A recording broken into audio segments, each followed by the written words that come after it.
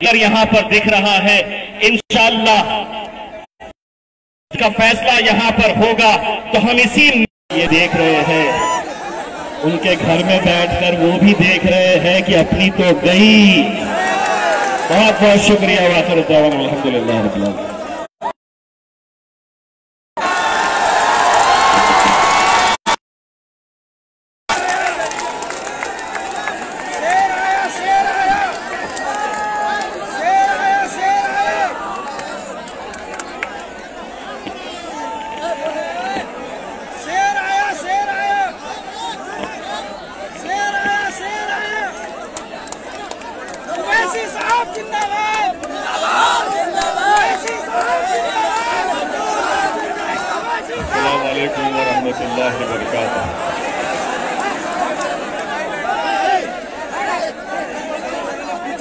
नशीन पर तशरीफ फरमा मजलिस इत्तेहादुल मुस्लिमीन के रुकने पार्लिमान मोहतरम इम्तियाज जलील साहब, दामन से मजलिस इत्तेहादुल मुस्लिमीन के उम्मीदवार मोहतरम इज़हार असफी साहब,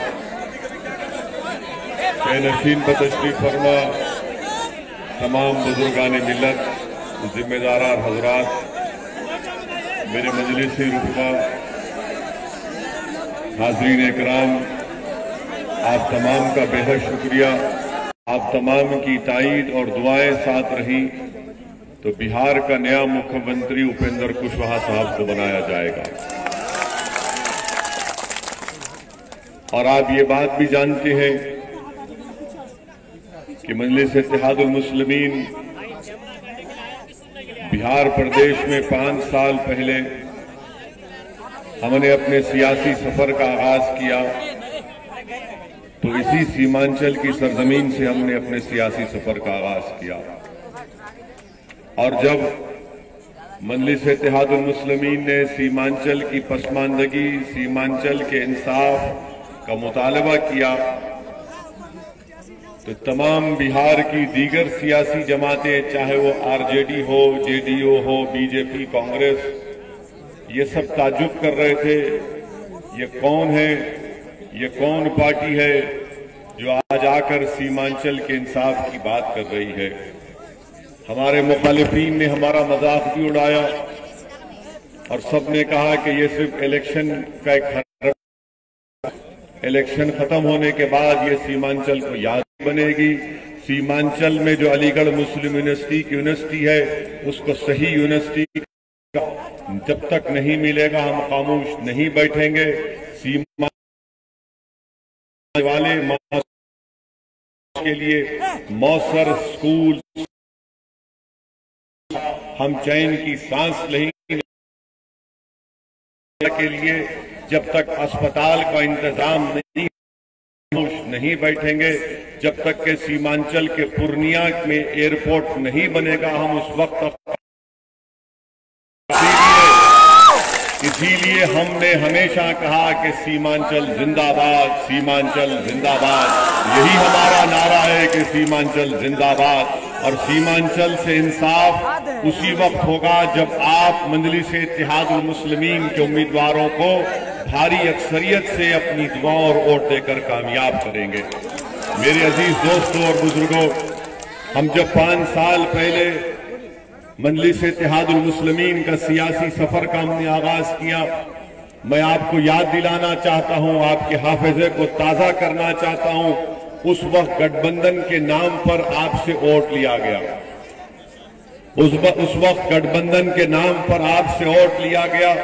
जब हम यही कोचा दामन के बुजुर्गों से मुलाकात करते थे तो हमारे बुजुर्ग हमसे कहते थे कि ओवैसी तुम अभी अभी आए हो, कोशिश करते रहो और बार बार आते रहना। लोग हमसे सवाल करते हैं कि तुम आओगे नहीं आओगे। मैं उन बुजुर्गों को बड़ी आजिजी और इनकिसारी के साथ अर्ज कर रहा हूं कि आपने जो हमको हिदायत दी थी और आपने हमको जो मशवरा दिया था, आपने जो हमसे सवाल किया था कि तुम 5 साल के बाद बार बार आओगे या नहीं आओगे, अल्हम्दुलिल्लाह हम हमेशा आपके दरमियान में आते रहे, आज भी हैं और इंशाअल्लाह ताला कल भी रहेंगे।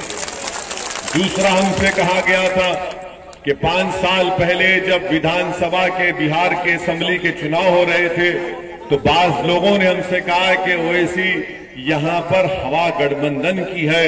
हमने कहा हम हवा को देखकर काम नहीं करते, हमने तूफानों से मुकाबला करने का हुनर सीख लिया है, हम मुकाबला करेंगे। हमने मुकाबला किया, अल्हम्दुलिल्लाह। अल्लाह की जात पर उस वक्त भी तवक्कल किया, आज भी अल्लाह की जात पर तवक्कल करके मुकाबला कर रहे हैं, क्योंकि हम जानते हैं कि हवाओं को देखकर अगर हम अपने फैसले बदल लेंगे तो फिर वो इंसान साबित कदम नहीं रह सकता, इस्तिकामत उसको नहीं मिलेगी, क्योंकि हमको जानते हैं कि हमारा मुकाबला हमेशा बातिल ताकतों से, बातिल कुव्वतों से होता रहा। और मैं जानता हूं कि जिस कश्ती में मैं सवार हूं उस कश्ती को साहिल उसी वक्त मिलेगा जब हम इन तूफानों का मुकाबला करते हुए जाएंगे। इसीलिए मैं आपसे अपील करने आया हूं कि ये कश्ती आपकी है, ये जमात आपकी है, ये आवाज आपकी है, ये पहचान आपकी है, ये आवाज ओवैसी की है, मगर इसमें जज्बात की तर्जुमानी आपकी तकलीफ की मैं करने की कोशिश कर रहा हूं। इसीलिए हम फिर से आपके दरबार साल पहले जिस जिम्मेदारों ने ये कहकर गठबंधन को वोट दिया था कि बीजेपी को रोकना है, आपको याद है ना कि जेडीयू, आरजेडी, कांग्रेस मिलकर आए थे और आकर कहा था कि बीजेपी को रोकना, को हराना है। और पहले आपसे कहा था कि जेडीयू को वोट देने का मकसद यही है, मतलब ये है आरजेडी का वोट देने का, ये कांग्रेस का साथ देंगे, सब के सब बीजेपी का साथ देंगे। आप बताइए, जिस जेडीयू, आरजेडी और कांग्रेस ने आपका वोट लिया और वोट लेने के बाद अगर उसमें से उनका एक साथी बीजेपी की तायीद करके बिहार में बीजेपी को इख्तिदार या सत्ता देता है, तो क्या ये जिम्मेदारी आरजेडी पर, कांग्रेस पर आयद नहीं होती? 5 साल पहले मुझको कहा गया था कि ये वोट कटवा है। मैं आज भी कह रहा हूं और कल भी कहता रहूंगा, मेरा काम वोट काटना नहीं है, मेरा काम दिलों को मिलाना है। और मैं इंशाअल्लाह दिलों को मिलाकर ही, जब तक अल्लाह मुझे इस दुनिया में जिंदा रखेगा, मैं दिलों को मिलाता रहूंगा।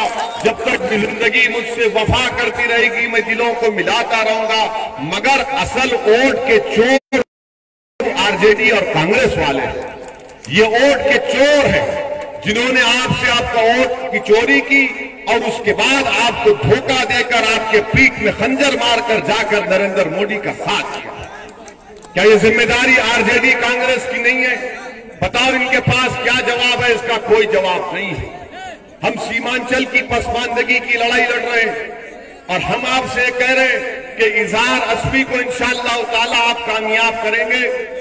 तो इजहार अस्वी जब विधानसभा में जाएंगे, मुख्यमंत्री इंशाअल्लाह अगर अल्लाह ने चाहा पुष्पा भी बनेंगे तस्वीर साहब से आपके दरमियान में, जो मैंने उनसे कहा वो फिर आपको कह रहा हूं कि इजहार अस्वी साहब, अगर आप मुख्यमंत्री से मुलाकात करेंगे,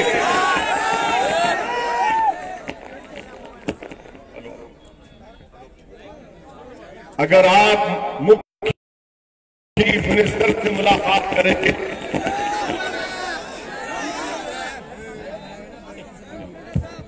हाँ अभी ठीक, चलिए कोई बात नहीं, की मुलाकात आंख में आंख डालकर, गर्दन तान कर, सीना तान कर आप सीमांचल के कोचा दामन के अवाम के मसाइल की तर्जुमानी करें।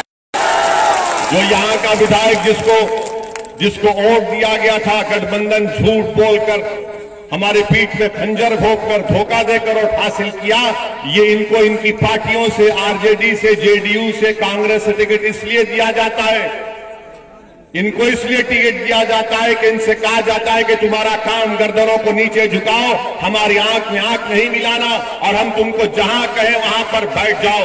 मैं आपसे कह रहा हूं कि मैं इन चीजों को नहीं मानने वाला हूं। हिंदुस्तान की पार्लियामेंट में अगर गरीब आवाम ने मुझे इम्तियाज जलील को कामयाब करके भिजाया तो हम दो ही सही, मगर अल्लाह के करम से 540 के ऐवान पर हम भारी पड़ जाते हैं। जबरदस्त ये मिजाज हमारा है और यही मिजाज इजहार अस्वी साहब को इंशाअल्लाह ताला जब पटना में जाएंगे तो बिहार की विधानसभा में इजहार हस्बी ना नजरों को झुकाएगा ना गर्दन को झुकाएगा, बल्कि सीना तान कर कहेगा कि सुनो मोदी, अगर तुम्हारा 56 इंच का है तो मेरा 60 इंच का मेरे पास है, मैं यहां पर बताऊंगा आपको जाता हूं उनकी दास्तान को। आप पूछिए इन लोगों से, आरजेडी जेडीयू के लोगों से, 5 साल पहले हमसे धोखा करके झूठ बोलकर वोट हासिल किया था। वोट कटवा कौन साबित हुआ बताओ आप? किसने आपके वोट की चोरी की और बीजेपी के साथ जाकर बैठ गए? तीसरी बात, एनपीआर, एनआरसी और सीएए का जब एहतजाज चल रहा था, पूरे किशनगंज में चला, पूरे सीमांचल में चला, मैं आपको से पूछ रहा हूं, क्या जब ये सीएए, एनपीआर, एनआरसी का एहतजाज चल रहा था तो क्या आपने आरजेडी और जेडीयू के लोगों को देखा रोड पर एहतजाज करते हुए? क्या आपने सीएए, एनपीआर, एनआरसी के एहतजाज में जब कांग्रेस, जेडीयू, आरजेडी को नहीं देखा, किसको देखा आपने? अख्तरुल ईमान को देखा। किसने देखा? किसको देखा आपने?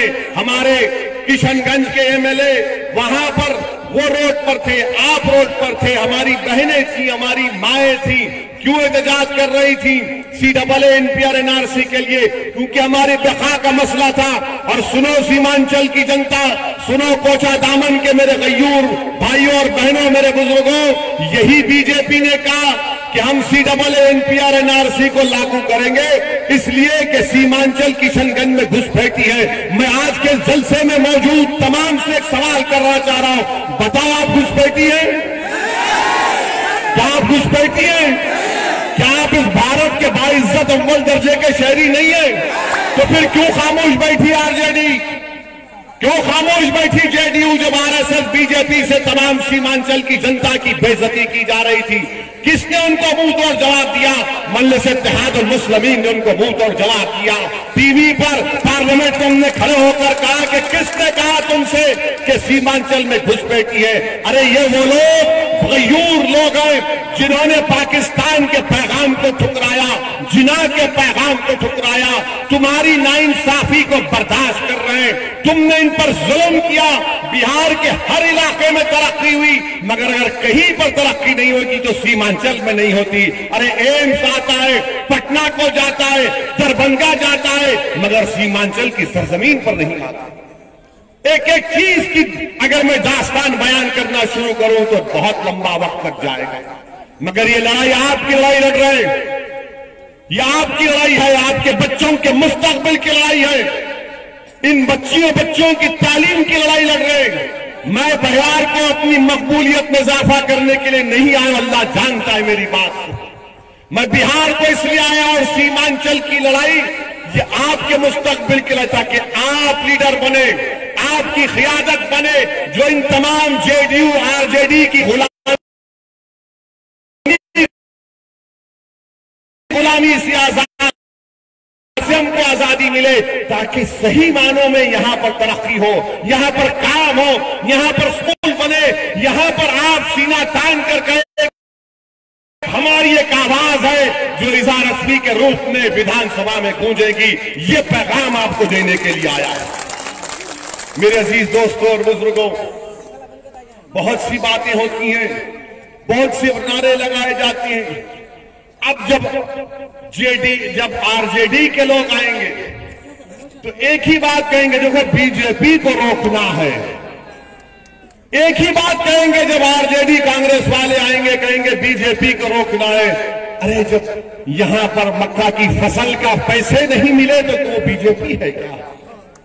मिला आपको? फसल के पैसे मिले आपको? अब वो नहीं बोलेंगे नहीं, वो हैदराबाद से एक दीवाना आया था, उसकी बातों पे नहीं जाना, वो जज्बाती तकरीर करता है, वोट कटवा है। अरे तुम वोट चोर हो, तुमको सीमांचल की जनता से क्या मोहब्बत? तुम कब तक बीजेपी का डर हमको दिखा? याद रखो, अगर मैं दुनिया में आया तो खून के अल्लाह के करम से आया। अगर मैं दुनिया में अल्लाह के करम से पैदा हुआ, अगर मैं दुनिया में जीऊंगा तो अल्लाह के काम से जीऊंगा, अगर मैं मर के जाऊंगा तो मेरा हिसाब भी अल्लाह करेगा। ना तुम दुनिया में करोगे ना आखिरत में करोगे। मैं अल्लाह का मोहताज था, हूं और रहूंगा। मैं किसी सियासी जमात के फैसला के ऊपर जिंदा नहीं रह सकता। मेरे अजीज दोस्तों और बुजुर्गों, आपको यह समझना है कि जब तक भारत की जमहूरियत में आपकी एक आजाद सियासी आवाज नहीं होगी, आप अपने मसाइल को हल नहीं करवा सकेंगे। इसका भारत का लोकसभा आया तो पूछो ये आरजेडी वालों से, पूछो ये कांग्रेस वालों से, पूछो ये जेडीयू वालों से, किसमें हिम्मत थी कि मोदी महात्मा गांधी और अंबेडकर के खिलाफ में उसको फाड़ कर फेंक दिया। हिम्मत नहीं कर सकते थे। जब मैंने वो कानून को फाड़ा पार्लियामेंट में तो सन्नाटा जारी हो गया। किसी एक बीजेपी के जेडीयू के एमपी थे, बोले कि ओवैसी तुमको डर नहीं लगता। मैंने कहा किससे? तुम्हारे बाप से या अल्लाह से? मेरे अजीज दोस्तों और बुजुर्गों, आज मैं आपसे अपील कर रहा हूं कि असबियत को थोड़ी देर के लिए छोड़ दीजिए, बल्कि हमेशा के लिए छोड़ दीजिए। असबियत को छोड़ दीजिए। दुश्मन सिर्फ कमजोरी देखता है और उस कमजोरी का इस्तेमाल करना चाहता है, इस्तेसाल करना चाहता है। और याद रखिए, यकीनन हमारी एक शनाख्त है, उस शनाख्त पर रहिए, मगर उसको दुश्मन को फायदा पहुंचाना मत दीजिए, उससे दुश्मन को ना फायदा पहुंच जाए। बहरहाल ये पहला जलसा है कोचा दामन का, और भी जलसे होंगे, मैं आता रहूंगा। मैं आपसे इस उम्मीद से जा रहा हूं कि अब की बार इंशाअल्लाह ताला आप मुत्तहिदा तौर पर अपना एक वोट मजलिस इत्तेहादुल मुस्लिमीन के उम्मीदवार जनाब इज़हार रफ़ी साहब के हक में इस्तेमाल करेंगे, जिनका इंतखाबी निशान पतंग छाप पर बटन दबाइए और इज़हार रफ़ी को कामयाब करिए। और आपको और एक बात बता रहा हूं, जेडीयू वालों सुन लो, नीतीश कुमार अपनी जिंदगी का आखिरी इलेक्शन लड़ रहे हैं इंशाअल्लाह ताला। नीतीश कुमार अपनी जिंदगी का आखिरी इलेक्शन लड़ रहे हैं। बहुत बोले थे ना नीतीश, वोट कटवा। अरे याद रखो, जब तुम झूठ बोलते हो तो वक्ती फायदा हो सकता है, मगर जीत हमेशा सच्चाई की होगी। तुमने झूठ बात कही थी, आज इंशाअल्लाह तुम्हारा वैसे ही खात्मा होने जा रहा है। सियासी तौर पर अब नीतीश कुमार नहीं जीतने वाले, टाटा बाय बाय कर रहे। बीजेपी नरेंद्र मोदी दो घोड़ों की सवारी कर रहे, एक घोड़े नीतीश पर बैठे, एक एलजेपी पर बैठे। नरेंद्र मोदी दोनों को अस्तबल में बन के दूल्हा बनना चाहते, मगर हम ये होने नहीं देंगे। बहरहाल मेरे अजीज दोस्तों और बुजुर्गों, मेरी इज्जतदार मां और बहनों, मैं आपसे अपील कर रहा हूं कि मजलिस इत्तेहादुल मुस्लिमीन के हक में अपना वोट देकर कामयाब करिए।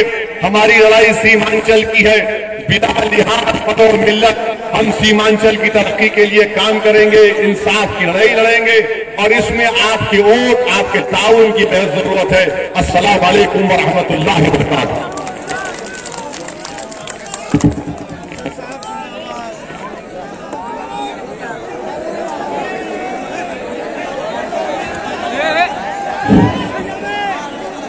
बैरिस्टर असदुद्दीन अवैसी साहब, बैरिस्टर असदुद्दीन अवैसी साहब, पतंग छाप।